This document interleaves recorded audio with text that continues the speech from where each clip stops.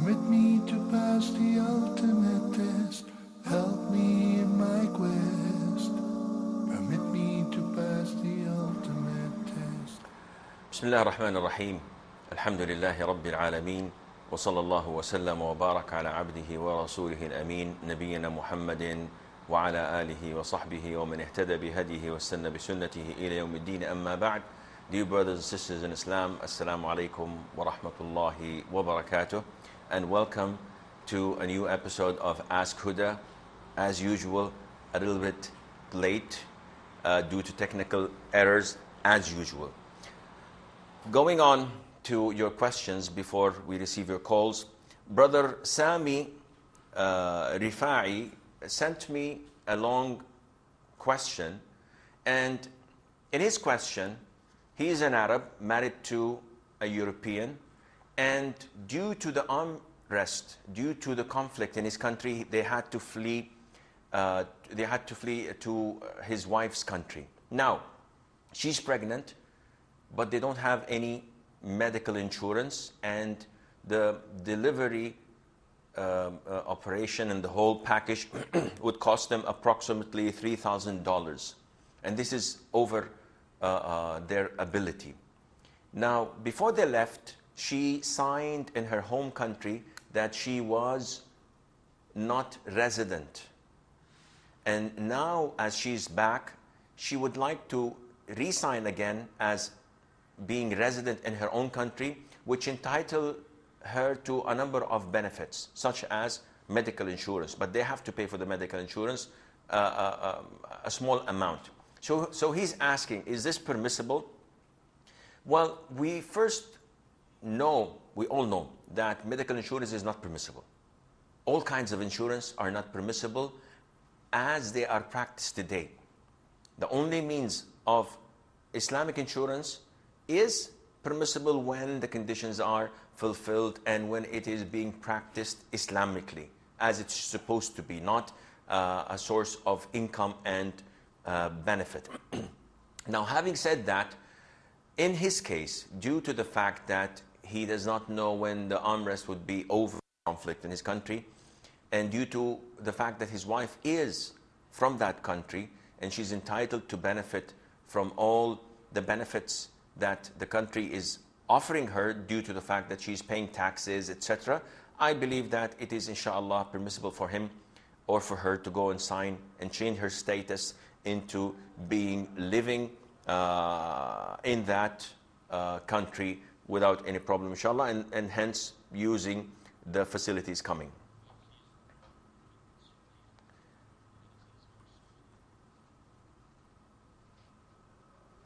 We have Sister Afia from Saudi Arabia.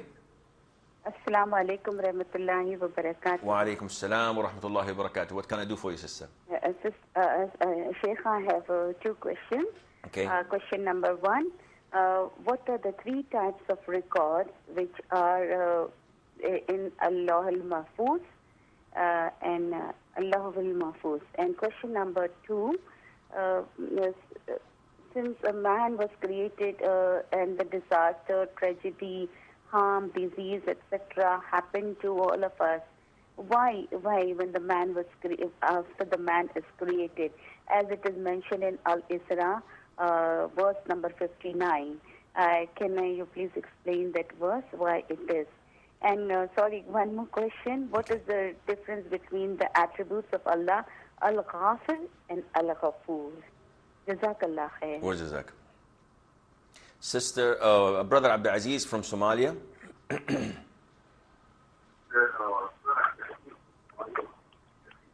Assalamualaikum. Alaikum assalam wa rahmatullah. Sheikh, I have two questions. Okay.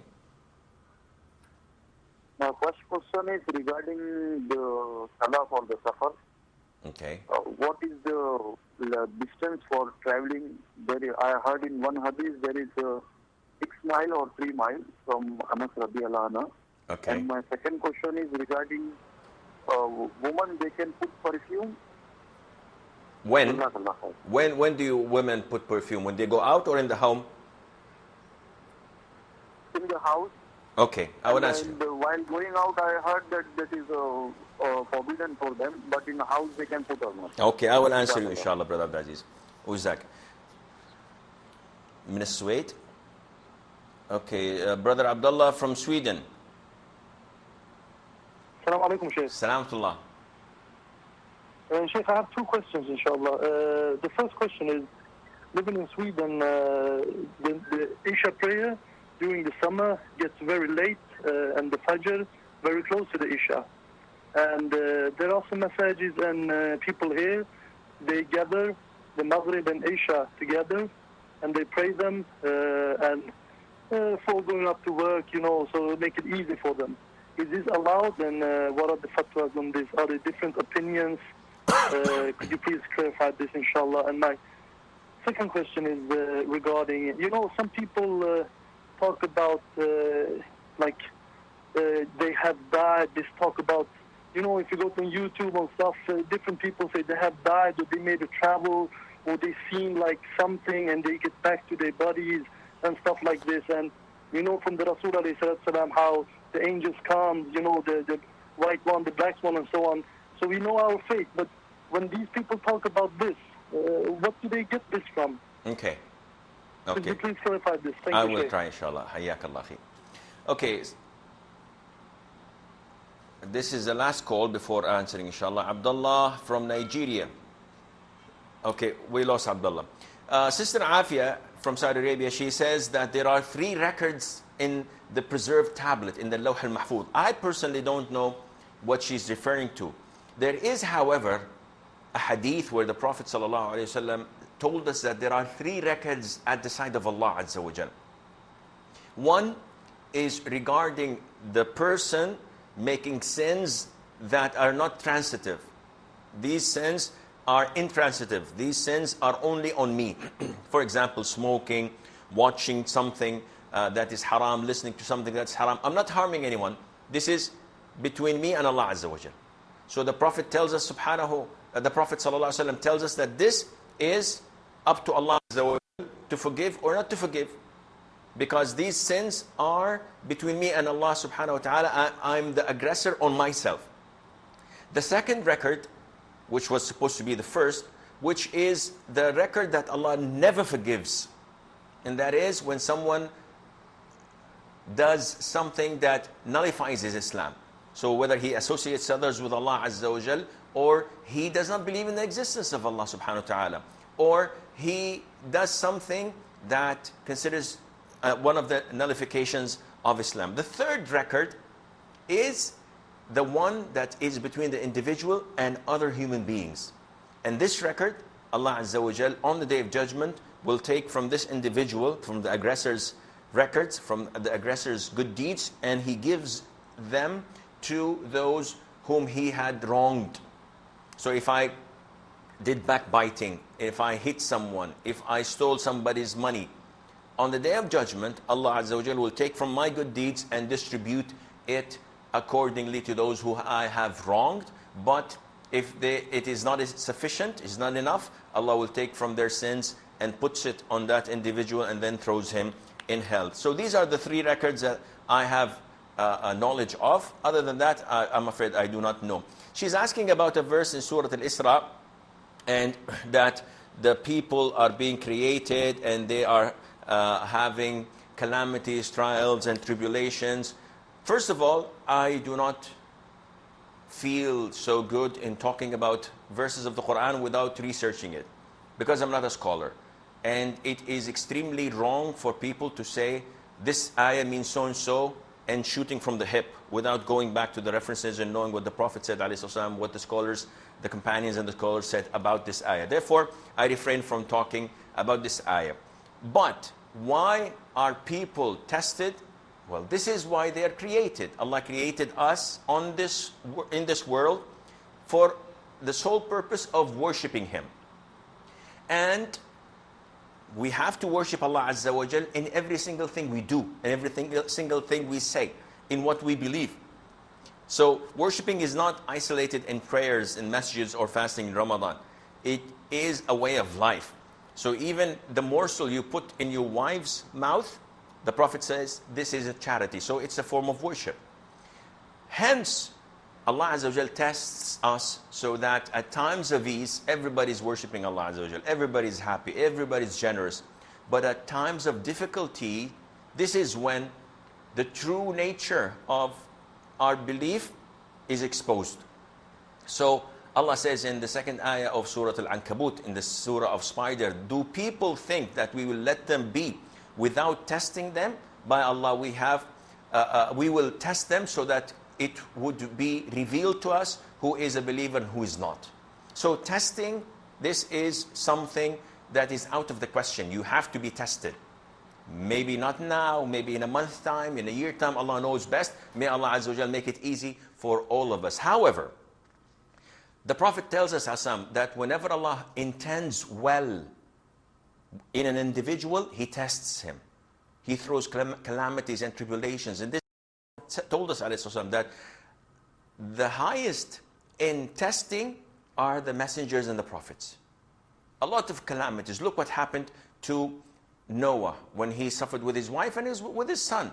Look what happened to Joseph, who was thrown in the well and then thrown in jail. But look how it ended. Look what happened to Jacob. Look at what happened to the Prophet ﷺ.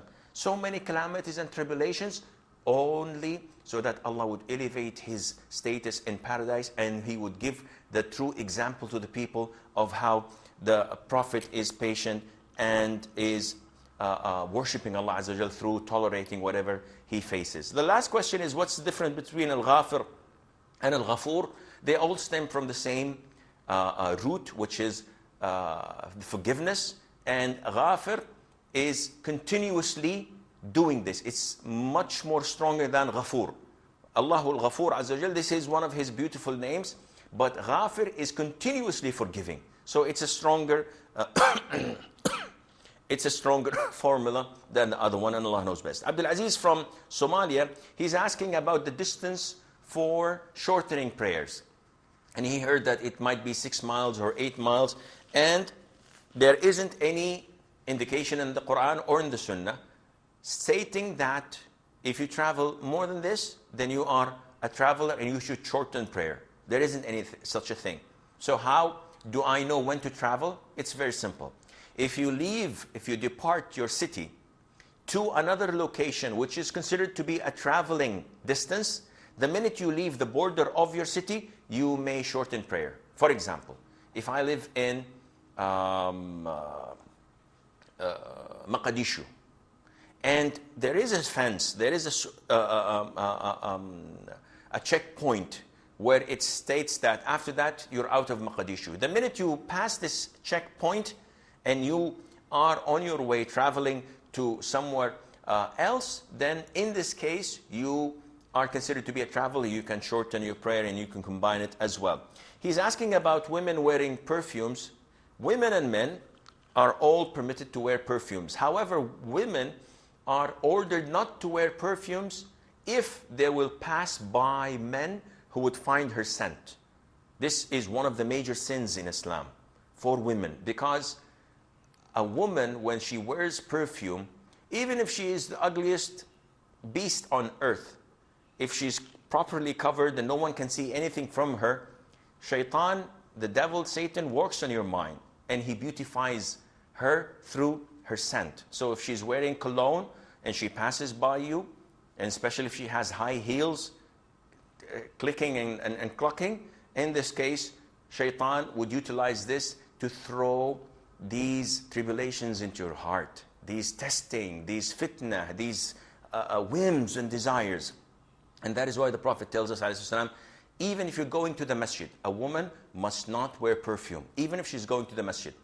And Allah will not accept her prayer until she goes back and she takes a whole shower to relieve her from such a scent. Abdullah from Sweden, he says, in Europe, especially nowadays, in I think June maybe and July, the Isha is like 8:30 in the evening.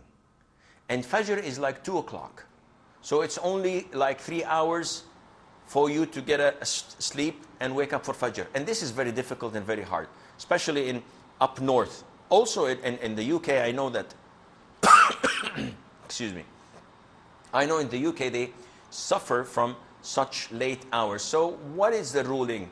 Is it permissible for us to combine between Maghrib and Isha? Maghrib usually is about 9:30. So can we pray Maghrib and then join and combine 4 rak'ahs of Isha with it so that we can go home and sleep and get a decent amount of sleep before Fajr? Otherwise we're going to miss Fajr. It's an issue of dispute among scholars. And what appears to me, inshallah, that it is permissible for those who have to work or have to go to a school, but for those who will go to bed immediately after Isha. But for those who combine Isha to Maghrib and stay awake until 1 o'clock or 2 o'clock and then oversleep Fajr prayer, or they go to bed and wake up for Fajr but they don't have work the other day. So if they prayed Isha on time, they can pray Fajr on time and they don't have any obligations the following day, school or work, to wake up early so they can get enough time to sleep. I believe that they should pray on time. The vast majority of people who have work, who have to go to school, and they are afraid of not being able to wake up for Fajr, it is permissible for them in such circumstances to combine Isha and pray it with the time of Maghrib, but they do not shorten.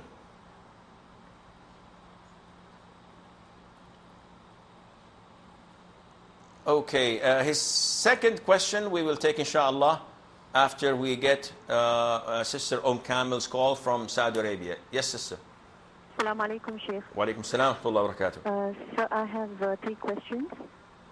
Okay. My first question is that if one is late for Salah in the masjid and joins the Jama'ah in the ruku, in that case, when should that person recite Surah Fatiha? Okay. My second question is, if a person has the problem of bleeding gums and while in the state of fasting, he falls asleep and wakes up to find traces of blood on the lips, does that mean his fast has broken, as there is a possibility that he may have swallowed some blood? Okay. So my third question is, if any person is in great difficulty and desperately wishes to seek Allah subhanahu wa ta'ala's help, is there anything specific that can be done? I actually wish to understand the concept of Salatul Hajjah. Yes. Is this a salah which is mentioned and recommended by the Prophet? Okay. To plead Allah subhanahu wa ta'ala in times of great need? Is this authentic, people believing in Salatul Hajjah? I will answer your question, inshallah. And lastly, I again truly wish to thank you and your team of Ask Huda, especially the producers of this show, and may Allah subhanahu wa ta'ala bless you all with great happiness and good health. Ameen, and Ameen. you too and all the viewers. Jazakallah khair. Brother Suhaib from Saudi Arabia. Assalamu alaikum. Shamtullah. Sheikh. Assalamu alaikum. Wa alaikum salam wa rahmatullah. Now, I have 4 questions. Okay. Number 1 is that can we close our eyes during prayer for concentration? Okay. And second is, can we draw living beings for fun or for studies even? Okay. Because I'm a biology student, so I need to draw sometimes. Okay. And number 3 is, what is the penalty if we break nafal fast? For example, I'm fasting so that my paper goes right, but I then break somewhat. Okay. So what is the penalty? And number 4 is, can we wipe our droplets of water after wudu so that it may not bother us in prayer? Okay. Thank you very much. You're welcome, Akhi. Okay, we go to Brother Abdullah from Sweden. His last question was about what some people see on the YouTube or on the internet, where they talk about their out-of-body experience. And this is, it was spread a little bit, not a little bit, a lot actually, in the West, where they recorded incidents where people claim that they had an out-of-body experience. I think there's another terminology for it, but I'm not that keen on remembering it. And they say that they saw as if their body went out, and they saw a light at the end of the tunnel, and they saw creatures, and then they got back. And from that, they made a lot of movies, and they made a lot of soap operas and TV series, etc.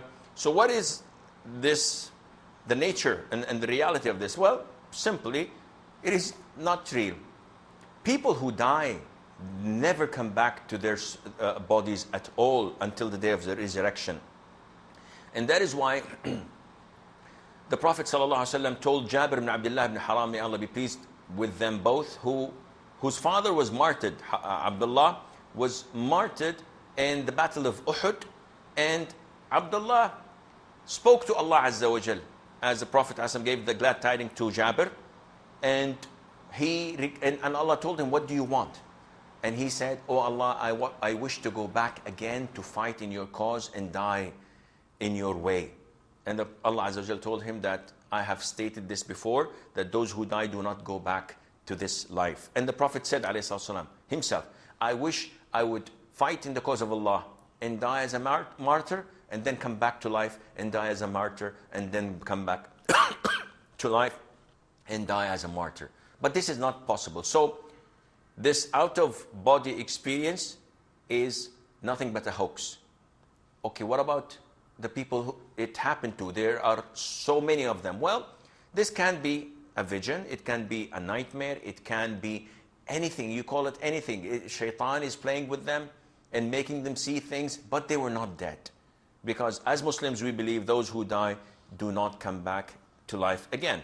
Kamil from Saudi Arabia, she's saying that if a person is late for Salat, my advice for him not to be late for Salat. Try to be in the masjid before the Iqamah is being called, and the best thing is to go to the masjid when the adhan is called. You'll memorize Quran, you'll revise your portions that you already know, you will be able to pray Sunnah on time, and you will find the tranquility in your life. But let's go back to the question. She says that if someone comes and the Imam is in the ruku', in the bowing position, so I come into the masjid and I say Allahu Akbar, and I join the Imam. She's asking, what about the Fatiha? Well, scholars say that the same incident took place, and the Prophet ﷺ asked the companion who did this, and he told him not to do it again. That is, to walk while in the bowing position, to walk to the masjid while bowing and joining the congregation. This is what the companion did, and the Prophet told him that this is wrong. May Allah increase in your awareness and in your being careful, but do not do it again. From this hadith, the Prophet ﷺ did not tell him to go and repeat the rak'ah, because he did not recite the Fatiha. From this hadith, scholars say that the Fatiha is exempted when a person joins the Imam in the ruku' position. So he did not have time, well, he is forgiven, and his rak'ah is considered to be valid. Her second question was about a person who has a problem with his gum, and while sleeping, after waking up, he finds traces of blood. So she's saying, and I quote, and there is a possibility that he may have swollen some of it. Well, in Islam, there is a possibility, does not count. I come out of my house in the state of wudu. I remember, I know, I'm sure that I'm in the state of wudu. While going to my office, spending 2-3 hours, it is dhuhr time. So I say to myself, did I pass wind? Did I nullify my wudu? There is a possibility. What should I do? Now, I have two things. One is certain, that is, I performed wudu. The second one is a possibility, then that is, I may have nullified my wudu. Islam tells you, throw and cast away this doubt. It has no value. It has no benefit to you. And what is certain is certain. The other way around is the same. I went out of my house. I went to my office. Dhuhr time is due. I am trying to remember. Did I perform wudu before I leave home, or I didn't? Had I performed wudu before I left, or I did not do that? What is more certain? That I didn't do it. Because performing wudu is a possibility. In this case, I throw it away and I go and perform wudu. So in your case, the possibility of swallowing this blood does not count, because it is mere possibility. Your fasting is correct. Kamil is asking, excuse me. Kamil is asking her a last question about a person who has a calamity, who has problems, he needs Allah Azza wa Jal. So she's asking, is Salatul Haja something that is authentic? Can we pray that? And the answer is no. Salatul Haja is not authentic in Islam. But this does not mean you cannot supplicate to Allah Azza wa Jal. There are tens of times and locations that Allah Azza wa Jal is most likely to answer and respond to your prayers. For example, if you go to Mecca, and you're from Saudi Arabia, so Mecca is close by. If you make Umrah, if you after you finish your Umrah, you supplicate. Even throughout the Umrah, when doing Tawaf, when doing Sa'i, Allah Azza wa Jal this is a blessed place and it's a blessed time. You make dua, Allah would answer you. If you cannot go to Mecca, the last third of the night, which is a couple of hours to, depending on the length of the night, 2 to 3 hours before the Adhan of Fajr, Allah Azza wa Jal descends the Almighty to the lower heaven, and Allah Azza wa Jal seeks those who want His help. And He says, are there any people seeking my forgiveness to forgive? Are there any people calling me so that I would respond? Are there any people supplicating to me so that I would answer this supplication? So this is a very blessed time. And whenever you have something, this is the time to go and supplicate to Allah Azza wa Jal. Also, the Prophet tells us, between adhan and the iqamah, any time of the day, you have 5 adhans, and subsequently afterwards, there's iqamah, the call for the prayer. In between, this is a time that Allah Azza wa Jal never rejects a dua. Allah Azza wa Jal always responds to your dua. So these are among the times and places that you should do. Brother Suhaib from Saudi Arabia, he's asking on the ruling on closing your eyes while in prayer. A lot of the time when I pray and I close my eyes, I don't see the carpets, I don't see the imam, I don't see the children running in front of me, I don't see flies, I don't see my thobe and my clothes. So I feel that by closing my eyes, that my submissiveness, that my khushu' is greater, and I'm able to concentrate better. So is this permissible? Well, a rule of thumb. The Prophet tells us, ﷺ, pray as you have seen me pray. So we go throughout the description of the Prophet's prayer, ﷺ. Never we will find that he used to close his eyes, which means that closing the eyes in prayer is not part of the sunnah. And therefore, this feeling you're getting is not from the sunnah, it is from the shaitan. He wants you to go a bit away, and this is one of the steps of shaitan we were instructed to stay away from. Second of all, it is permissible for you to close your eyes temporarily. For example, I'm praying and there is this 2.5 or 3-year-old child in the masjid who's looking to me in the face and making faces to me. And she's a 3-year-old child.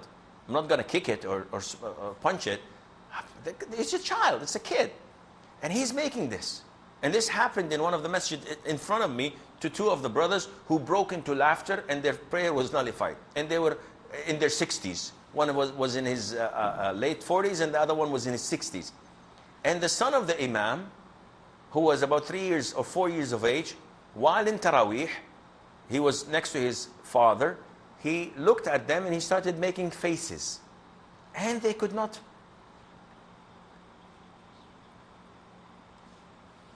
And they could not help it, and they broke in laughter. So what was the solution? The easiest solution was, for this incident, that they close their eyes so that they would not be distracted. But to do it all the time, this is not permissible. Ali from the UAE.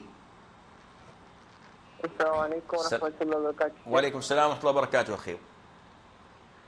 Sheikh, I just have one question. Okay. I heard that there are different ways to read the witr in the night, for the night prayer, Isha. So I just like you to shed some light on it, different ways to pray the witr. And regarding praying it 3 rak'ahs or more? Yeah, Like regarding praying it like 3 rakat, like 2, and then sitting for the shahid, and then praying 1, and then praying all 3 in one go. I will answer your question, inshallah, Ali. Brother Adnan from Saudi Arabia. Brother Adnan. Assalamu alaikum. Salamullah. Sheikh, I have one question. It's like I'm doing now my diploma. Okay. And the whole degree will take around 4 years. Okay. I want to study, more about Islam and everything. But my parents are like telling me to do it after 4 years. So what should I do in this case? Your time is what? It will take around 4 years to finish my whole degree. Okay. It's a course on IT, but I want to study more on Islamic studies. So what should I do now? So you want me to give you advice whether to go to Islamic studies or to finish your degree? Yes. Okay. I will answer your call. And Brother Muhammad from the Emirates. Sheikh, how are you? Alhamdulillah, akhi. Sheikh, my question, it's a tradition in Pakistan, India, when somebody dies, people do Quran Khani, read Quran, calling people to their homes, and they are reading Quran, and after that they serve dinner and all these things. Is that permissible? Okay. I will answer your question, inshallah. Thank you.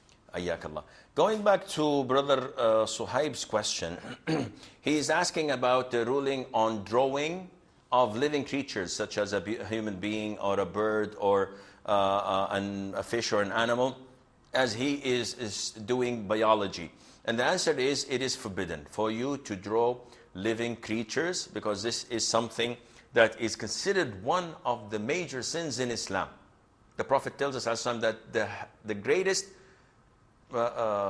punishment on the Day of Judgment is given to those who draw or make sculptures.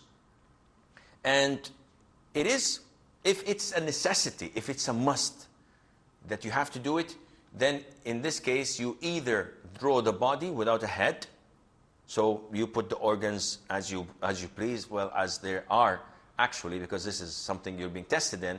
You're not going to make a new body, but you do not draw the head at all. And if the question is on the head itself, then you should not draw the remaining of the body, only draw the head. And this is only permissible in extreme cases of necessity. His third question was about the punishment of a person who breaks a voluntary fasting. There isn't any punishment. If I'm fasting, today is Thursday, and midday, my family said, let's go and have a steak. And I love steaks. So in this case, I break my fast and I go. There's nothing wrong in that. What's sinful is when you break one of the mandatory, one of the obligatory fasting, such as fasting days of Ramadan, or expiation, or making up for days of Ramadan, or vows, or expiation. These are mandatory for you, and you cannot break that without a legitimate reason. He was asking about, his last question, drying the limbs. After I make wudu and I come out from the bathroom, is it permissible for me to wipe the traces, the drops of water? Yes, it is. There's nothing wrong in that at all. The hadith where the Prophet ﷺ performed wudu once, and one of the wives of the Prophet, I think it's Salama, if I'm not mistaken, she brought him, or Aisha, she brought him a towel, and he did this, and he did not use it. Scholars say that the Prophet ﷺ did not refuse it because it's permissible to dry your limbs after wudu, simply because he didn't want to, or because there was something in that piece of cloth that he did not like. But scholars say it is completely permissible for you to dry your limbs. Ali from the Emirates said, can you explain on the witr? A lot of the people pray 3 rak'ahs witr. The best is to pray 2, offer salam, and then pray 1, and offer salam. So it's 2 separate units. The second option is that you pray 3 in a row, like you are praying a 1 single unit, but you do not sit in the second rak'ah, so that you do not make it similar to Maghrib. There is a hadith that was authenticated by Al-Hafidh ibn Hajar and Fath al-Bari and other scholars, that the Prophet said, ﷺ, do not make it similar, your witr and your maghrib. So the sunnah is that you pray the first rak'ah and stand up. The second rak'ah and you stand up. The third rak'ah you sit for tashahhud and offer your salam. So it's not like maghrib. Now the Hanafi madhab says otherwise. And the Hanafi madhab says, no, you pray it exactly as maghrib, and the majority of scholars are against this, and the hadith of the Prophet ﷺ supports the majority of scholars who say that you should not do this.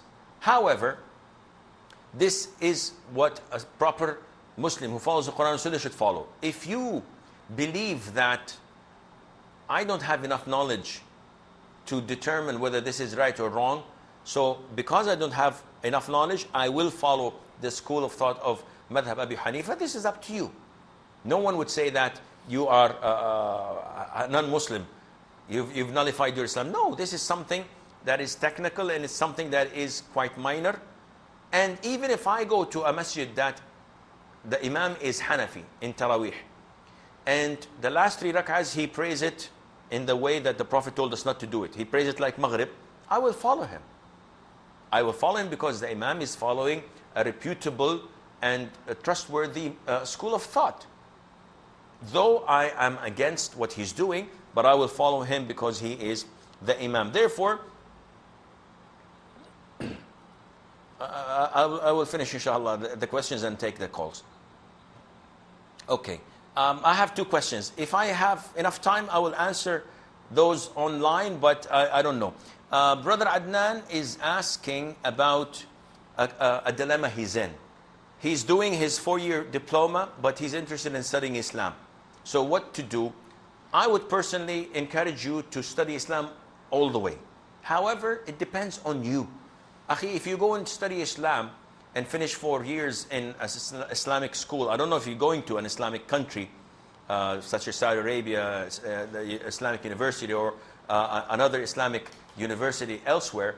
But if you are, when you go back to your country, most likely you will get the lowest level of jobs. This is not a problem to those who are sincere and doing it for the sake of Allah. It is a problem for someone who has this zeal, who has this enthusiasm when he's young. A couple of years down the road, he says, what am I doing? I'm not going to be able to afford to buy this car or that house or this watch or this mobile. So this guy was not sincere from the very beginning. To the majority of the people who feel like this, I usually say, Akhi, finish your diploma, get a certificate that would help you to get a job anywhere in the world, and then go ahead and devote yourself to studying Islam. This way you have gained both goodness of this life and the hereafter. Brother Muhammad is asking about reading the Quran. When people die, some cultures, unfortunately, a lot of the Muslims do this, they have innovations. So they call people to their houses, they give them chapters of the Quran so that they read the Quran and devote it to the deceased, and afterwards they gather for dinner, they make a feast out of it. All of this is innovation. It's not part of Islam. It is a sin, and I apologize to those who are on the line. My producer is telling me that we have to conclude the session because this is a live session. I do apologize, but I hope to meet you next time on Friday, inshallah. And until that time, fi amanillah, wassalamu alaikum wa rahmatullahi wa Heart's speech, your mercy is what I beseech.